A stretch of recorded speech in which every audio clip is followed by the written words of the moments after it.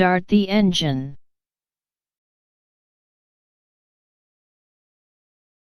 Add fuel that has been mixed.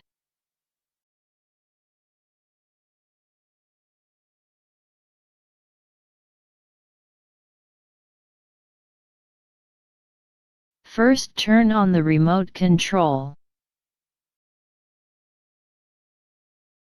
Next power up the aircraft.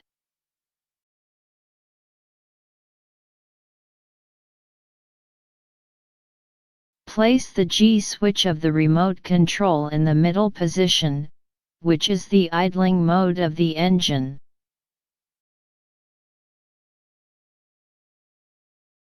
Connect the starter and start the igniter after hearing the self-check sound of the engine.